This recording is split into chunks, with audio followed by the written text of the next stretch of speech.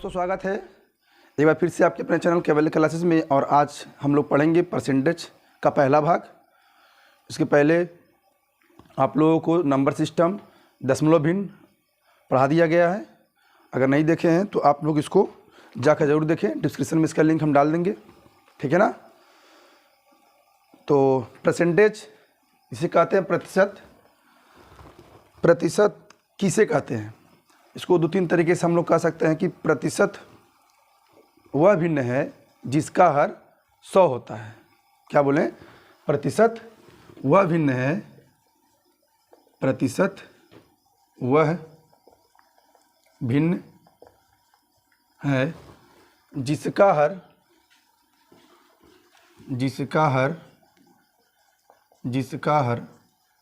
100 होता है। क्या होता है? 100 होता है। ठीक, प्रतिशत वह भिन्न है जिसका हर 100 होता है। या दूसरे शब्दों में हम लोग कह सकते हैं कि प्रतिशत का अर्थ क्या है? प्रतिशत का अर्थ मतलब प्रति सैकड़ा। कितना? प्रति सैकड़ा। प्रति सैकड़ा, सैकड़ा मतलब 100, इकाई, दहाई, सैकड़ा, हजार, है ना। तो दो चीज़ देख लीजिए आप लोग। प्रतिशत क्या है? प्रतिशत वह भिन्न है जिसका हर 100 होता है। प्रतिशत का अर्थ क्या होता है? प्रति सैकड़ा, ठीक है ना। प्रति सैकड़ा यानी किसको ले सकते हैं? 1/100, 1/100। उसके बाद अगर मान लीजिए हम कहें कि एक तरीके से इसको और बोल सकते हैं हम लोग कि प्रतिशत किसे कहते हैं। आप परिभाषा ऐसे भी दे सकते हैं, ऐसे भी दे सकते हैं, परिभाषा पूछता नहीं है, लेकिन हम लोग समझ सकते हैं कि किसी वस्तु के 100 बराबर भागों में से x भाग, x कोई भाग होगा, 2 भाग, 3 भाग, क्या बोले हैं? किसी वस्तु के, क्या बोला? किसी वस्तु के, ठीक है ना, 100 बराबर भाग का 100 बराबर भाग में से x भाग, ठीक है ना। मतलब अगर हम कहें कि 100 वस्तुएं हैं, उसमें से 10 वस्तुएं, तो 10 क्या है? उसका एक भाग है। 100 वस्तु का है, 10 वस्तु क्या है? भाग है। तो परसेंटेज या प्रतिशत जिसे हम लोग कहते हैं, आप देख सकते हैं 3 तरीके से हम लोग समझ सकते हैं कि प्रतिशत मतलब होता क्या है, जो बता दिया गया है। एग्जाम में परिभाषा आपसे नहीं पूछेगा, लेकिन हम लोग एकदम शुरू से पढ़ रहे हैं प्रतिशत को, एकदम जीरो लेवल से हाई लेवल तक, या कह सकते हैं 0 to हीरो क्लास, ठीक है ना। तो इसमें क्वेश्चन बहुत ही पहले छोटा समझ कर सकते हैं कि अगर कहे कि प्रतिशत को, जो प्रतिशत दिया है उसको भिन्न के रूप में बदले या भिन्न को प्रतिशत के रूप में बदलें। अब कैसे बदलेंगे? क्वेश्चन मान लीजिए कह दे कहीं प्रतिशत को भिन्न के रूप में बदलें। डायरेक्ट हम लोग क्वेश्चन से ही देख रहे हैं। क्यों? क्योंकि फालतू का चीज़ बताने पर वीडियो लंबा होगा, कोई मतलब होने वाला नहीं है। मतलब उसी से निकले जो हमको काम करे, ठीक है ना। तो क्या देखेंगे? प्रतिशत को भिन्न में कैसे बदलते हैं। एक बात आप अभी इसको समझ लीजिए कि प्रतिशत का मतलब होता प्रति सैकड़ा। कहीं भी अगर आप लोग को बताया गया होगा, जैसे मान लीजिए कहते होंगे कि लो भाई, इसको 4 है, इसको आप प्रतिशत में बदल दीजिए, इसको प्रतिशत में बदल दीजिए। यहाँ लिख देंगे हम लोग। दूसरा टॉपिक में क्या ले लेते हैं? यह है प्रतिशत को भिन्न के रूप में बदलें, या इसको दूसरा प्रारूप क्या होगा? प्रतिशत, ये पहला है प्रतिशत को भिन्न के रूप में, और दूसरा भिन्न को प्रतिशत के रूप में, भिन्न को प्रतिशत के रूप में बदलें। देखिए 2 तरीके से क्वेश्चन है बनेंगे। एक पहला क्या है? प्रतिशत को भिन्न के रूप में बदलें, और दूसरा अगर हम कह सकते हैं भिन्न को प्रतिशत के रूप में बदलें। तो दोनों को हम समझेंगे कि दोनों का मतलब क्या है, ये कहना क्या चाहता है, हमसे पूछना क्या चाहता है। जैसे मान लीजिए यहाँ दे दिया ये 4%, ये तो रहा प्रतिशत था भिन्न के रूप में। अब यहाँ कोई भिन्न दे देगा, मान लीजिए कह हम लिख दिए 3/25, ये भिन्न हो गया। भिन्न क्या होती है, इसके पहले वाले वीडियो में बताया गया है। भिन्न भिन्न जो अंश बटा हर के रूप में हो उसे कहेंगे हम लोग भिन्न। ये भिन्न दिया है, प्रतिशत में बदलना पड़ेगा, और ये प्रतिशत दिया है, इसको भिन्न के रूप में बदलना है, या इसके साधारण रूप में बदल सकते हैं। ऐसे कह सकते हैं प्रतिशत को भिन्न के रूप में बदलें, या कह देगा इसी जहाँ पे प्रतिशत को साधारण रूप में लिखिए। ठीक है ना, इसको दो तरीके से पूछ सकता है, प्रतिशत को भिन्न के रूप में या प्रतिशत को साधारण के रूप में व्यक्त करना है। तो कैसे बदलेंगे, देखिए प्रतिशत का मतलब ये होता है प्रति सैकड़ा, जितना दिया उसमें 1/100 काट देंगे 1/25। देखिए ये था हमारा प्रतिशत के रूप में, हमने काटा, कितना हो गया 1/25 हो गया। ये भिन्न के रूप में बदल गया, समझ में आ रहा होगा। दूसरा अगर हम कह लें कोई भी अंक ले लेते हम लोग, मान लीजिए अगर 25 है, ये 25% हो गया, 25% है। अब भिन्न के रूप में होगा कि नहीं होगा तो बात की बात है, लेकिन इस क्वेश्चन को दो तरीके से पूछेगा। मैं बार बार बोल रहा हूँ, ध्यान सुनिएगा। प्रतिशत को भिन्न के रूप में बदलें या प्रतिशत को साधारण रूप में बदलें, ठीक है ना। तो ये 25% दिया है, तो 25 गुणे 1/100, इसका मतलब होता है प्रति सैकड़ा।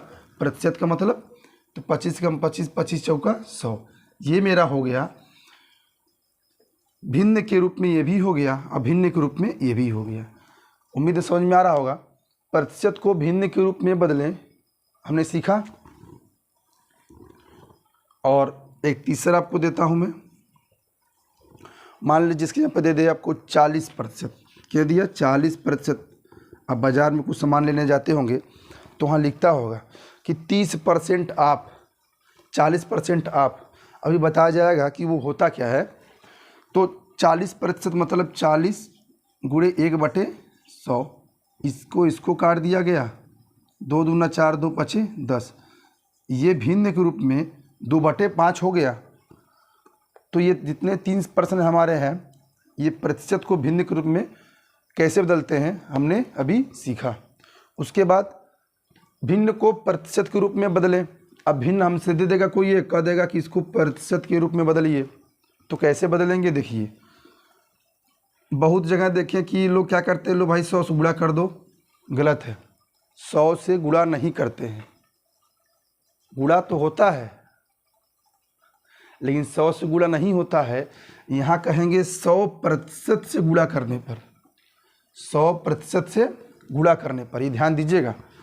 तो हो जाएगा, इसको 3 काट देंगे, 25 से कम 25, 25 चौका 100, तो 4 तिहाई 12, कितना हो गया, ये हो गया 12%।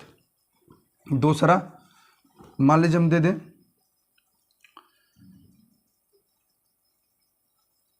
7/20, ठीक है, भिन्न दे दिया, 7/20। 7/20 को हम लोग बदलेंगे प्रतिशत के रूप में। तो क्या होगा, इसको लिख देंगे गुणे 100%, 20 से कम 20, 25, 100, ये हो गया 7×5 = 35%। उम्मीद है आप लोग समझे होंगे इसको। प्रतिशत को भिन्न के रूप में बदलें और भिन्न को प्रतिशत के रूप में बदलना हमने अभी सीखा। इसके बाद हम लोग प्रतिशत कुछ और टॉपिक को समझेंगे, उसके बाद चलेंगे हम सीधे प्रश्न की तरफ, ठीक है ना। आप इसको नोट कर सकते हैं। इसके पहले हम लोग पढ़ें प्रतिशत को भिन्न के रूप में बदलना और भिन्न को प्रतिशत के रूप में बदलना, ठीक है ना। ये दोनों हम लोग पढ़ें। अब इसके बाद थोड़ी सी छोटी सी बातें और हम समझेंगे, उसके बाद डायरेक्ट हम लोग चलेंगे क्वेश्चन की तरफ। देखिए मान लीजिए कोई एग्ज़ाम हुआ, एक लड़का एग्ज़ाम दिया और वह एग्ज़ाम में 500 में से 300 नंबर पा गया। कितना पाया, 300 नंबर पा गया। 500 में से, तो इसको प्रतिशत में बदलिए। कैसे बदलेंगे? 100% का क्या करेंगे? गुणा कर देंगे। इसको इससे कटा, इसको इससे कटा, गुणा करेंगे 300/5%, कटेंगे 5 एकम 5 और 5 छक्का 30, यानी कि 60%। कितना पा गया? 60% वो है नंबर पाया उस एग्ज़ाम में। अगर मान लीजिए हम कह दें कि कोई व्यक्ति है या कोई लड़का कोई एग्ज़ाम दिया, वो कितना पाया? 600 का पूर्णांक था परीक्षा का और वो पा गया 400। कितना पा गया? 400। उस परीक्षा में तो लगा 400 नंबर पाया 600 में से, तो कितना प्रतिशत पाया? गुणे 100%। 0 से 0 काट देंगे, ये हो गया 400/6, काटेंगे 2 तिहाई 6, 2 दूना 4, 200/3%। इसको हम लोग दशमलव के रूप में कैसे लाएं? क्योंकि कोई कहेगा अरे हम तो परीक्षा में 200 में से 200/3% पाए, तो कहेगा अरे ऐसे समझ नहीं आ रहा, हमको एग्जैक्ट वैल्यू बताओ। तो क्या करेंगे? 200 में 3 से भाग करेंगे, तो 3 छक्के 18, 2 0 लिखेंगे, 3 छक्के 18, 2 बच गया, दशमलव लगाएंगे 0, फिर 3 छक्के 18, फिर 2 दशमलव लगा दिए हैं तो 0 लगा सकते हैं, कोई वैल्यू 0 लगाइए, या फिर आप इसको हटा भी सकते हैं। 3 छक्के 18 बार बार ही आएगा, लेकिन आप कभी भी मोबाइल से करेंगे तो 0 काउंट नहीं होता है, इसलिए इसको हम लोग हटा देंगे, तो हो जाएगा 66.66% और लड़का उस एग्ज़ाम में पाएगा। ठीक है ना? तो उम्मीद करते हैं आपको तीनों चीज़ें समझ में आया होगा, क्यों बताया गया है, कैसे बताया गया है। अब हम जब प्रश्न लगाएंगे, प्रश्नों का सॉल्व करेंगे तो समझ में आएगा। तो शुरू करते हैं क्वेश्चन की तरफ। तो पहला क्वेश्चन देखते हैं क्या कहता है। देखिए जो क्वेश्चन शो हो रहा होगा आपको, उसमें लिखा है कि 60 का 15% क्या होगा? 60 का 15% क्या होगा? ये आरआरबी ग्रुप डी 12 नवंबर 2018 के फर्स्ट शिफ्ट पे पूछा हुआ क्वेश्चन है। बताइए, इतना इजी क्वेश्चन दिया हुआ था, ठीक है ना? क्या है उसमें? 60 का 15% क्या होगा? सिंपल सी बात है, सॉल्व कैसे करेंगे? देखिए 60 का 15% क्या होगा, इसको लिखेंगे 60 का मतलब गुणा, प्रतिशत मतलब प्रति सैकड़ा बताए हैं, गुणे 100, 0 से 0 कट गया, 15 75, 15 छक्का 90, अब बटा 10 काट देंगे, आगे 9, यानी 60 का 15% कितना होगा? 9 होगा। कितना होगा? 9 होगा। तो हम लोग क्वेश्चन बस उसी क्वेश्चन को सॉल्व करेंगे जो अभी तक ने रेलवे ने अपने एग्जामों में, चाहे ग्रुप डी कह लीजिए, एनटीपीसी कह लीजिए, एएलपी कह लीजिए या टेक्नीशियन कह लीजिए, जो भी रेलवे के अंतर्गत एग्जामें होती हैं उसमें जो क्वेश्चन पूछा रहेगा हम लोग के लिए उसी क्वेश्चन को ही सॉल्व करेंगे, ठीक है ना? आइए क्वेश्चन नंबर हम दूसरा देखते हैं। संख्या का क्वेश्चन नंबर दूसरा क्या कह रहा है, देखिए पढ़िए, आपकी स्क्रीन पे शो रहा होगा। एक संख्या का 35% 91 है, वह संख्या क्या है? एक संख्या का 35% 91 है, तो वह संख्या क्या है? तो आइए देखते हैं। कोई संख्या है, उसका 35%, संख्या का 35% बोल रहा है 91 है, तो x गुणे इसको ले देंगे 35/100 बराबर 91। इसको जब उधर ले चलेंगे हम लोग बराबर की उधर, तो जो अंश होता है वो हर में बदल जाता है और जो हर होता है वह अंश में बदल जाता है, ठीक है ना? तो 100/35, जब इसको डिवाइड करेंगे हम लोग तो आ जाएगा 260। कितना आ जाएगा? 260, यानी का वह संख्या कौन सी होगी जिसका 35% 91 होगा? वह संख्या 260 होगी जिसका 35% 91 होगा, ठीक है ना? ये तो रहा क्वेश्चन नंबर पहला, ये क्वेश्चन नंबर दूसरा। अब देखेंगे क्वेश्चन नंबर तीसरा क्या कहता है। क्वेश्चन तीसरा क्या कर रहा है, एक संख्या का 32% 56 है, वह संख्या कितनी है।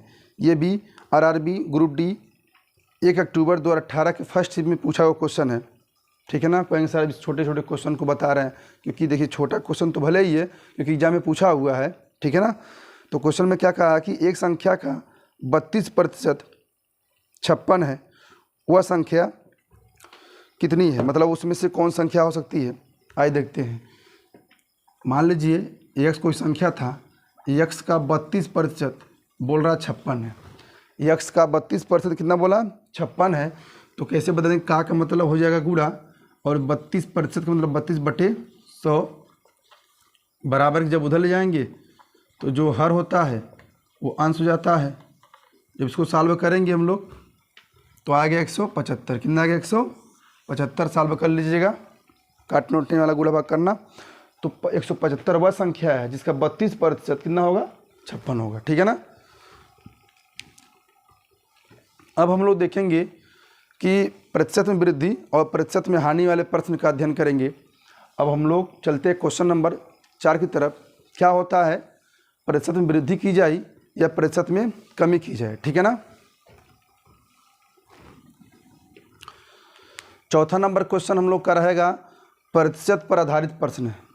अब प्रतिशत पर आधारित प्रश्न मतलब क्या है कि प्रतिशत में वृद्धि पर आधारित प्रश्न और प्रतिशत में कमी पर आधारित प्रश्न, ये 2 टाइप के क्वेश्चन होते हैं जो हम लोग प्रतिशत के फर्स्ट भाग में लेंगे। ठीक है ना। इसके बाद हम लोग कल कुछ दूसरा पढ़ेंगे, लेकिन हम लोग क्वेश्चन नंबर चौथा क्या कर रहा है, आइए पढ़ते हैं। क्वेश्चन चौथा दिया हुआ है, सीता की आय गीता से 10% कम है, बताइए गीता की आय सीता की आय से कितने % अधिक है। बहुत ही अच्छा है। क्या बोला है कि सीता की आय गीता की आय से 10% कम है, बताइए गीता की आय सीता की आय से कितने % अधिक है। देखिए ये है प्रतिशत में कमी पे आधारित प्रश्न। क्या है, प्रतिशत में कमी पे आधारित प्रश्न। अब यहाँ समझेंगे कि क्या है कैसे है। कुछ नहीं करना है, कोई भी वैल्यू होगी, आय होगी, खर्चा होगी, सब अपने आप में 100% होता है। 100% का तो हम लोग भाग करते खर्च करते हैं। अगर हम कहें कि 100% हम कोई व्यक्ति है, किसी व्यक्ति की आय है वह 100% है, वो कितना रुपए खर्च कर रहा है, तो उसमें ये डिपेंड करता है कि 30% खर्च कर रहा है कि 40% खर्च कर रहा है। ठीक है ना। तो इसमें क्या दिया है कि जो सीता की आय है गीता की आय से 10% कम है, तो कुछ ना करना, यहाँ 10 का गुणा कही देना, जितना रहेगा 10 का गुणा, कमी बोल रहा है तो 100 में 10 घटाएंगे हो जाएगा 90, बस इतना ही। जो नीचे लिख देंगे 90, क्यों, क्योंकि 100 था, 10% कमी कर रहा है, तो 100 में से 10 घटाएंगे कितना बचेगा 90, ये 0 0 काट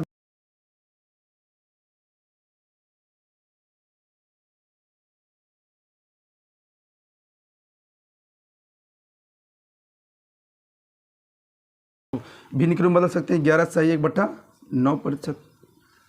क्वेश्चन नंबर 5 क्या है, चीनी का मूल्य 20% घट गया, ज्ञात कीजिए कि उपभोक्ता पहले जितने व्यय में कितने % अधिक चीनी प्राप्त करेगा। अब क्या हुआ, चीनी का मूल्य में कमी हो गई, लेकिन इसमें चीनी का मूल्य कहाँ कम हो रहा, बढ़ता ही जा रहा भाई। ठीक है ना।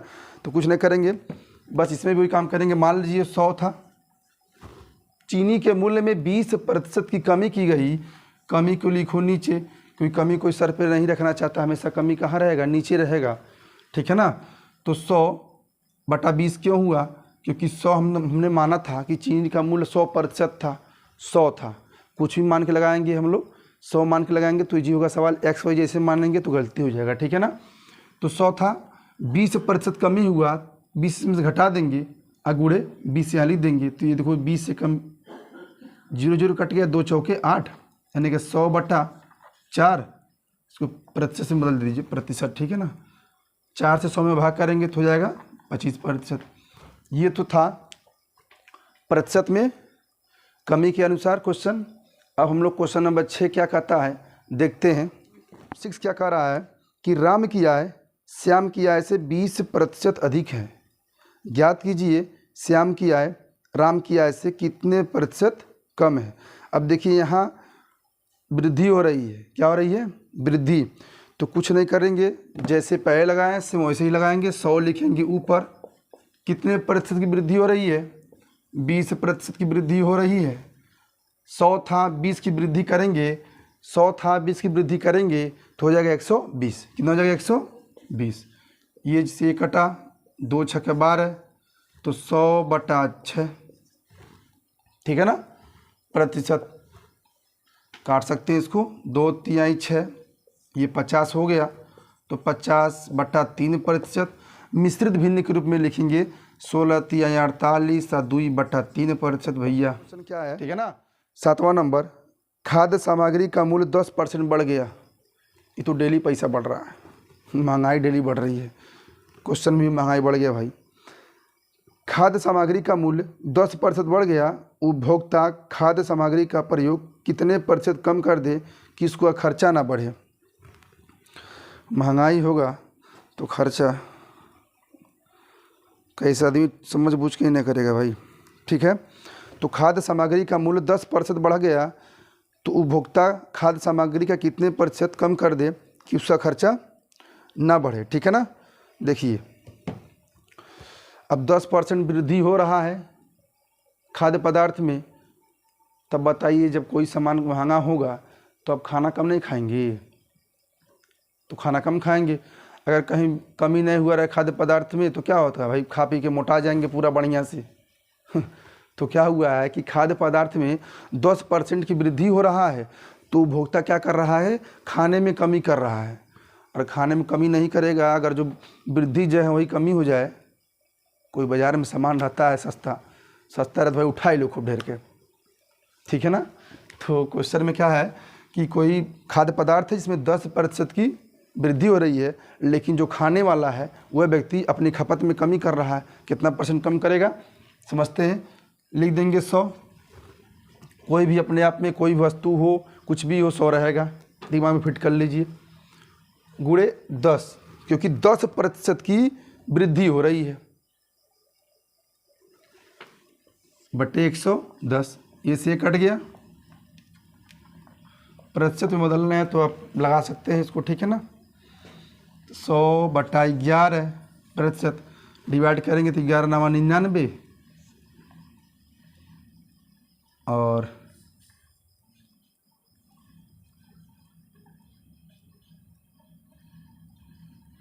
ठीक है ना, 11 9 99 और 100, 9 सही 1/11% कि अपने खपत में क्या करेगा उपभोक्ता? कमी करेगा। तो आज प्रतिशत के हम लोग पहले भाग में इतने क्वेश्चन को देखा गया। कल से हम लोग प्रश्न कुछ और होंगे, ठीक है ना, जो एग्जामों में की दृष्टि से बहुत ही महत्वपूर्ण होगा। तो आज के लिए बस इतना ही, तब तक के लिए नमस्कार।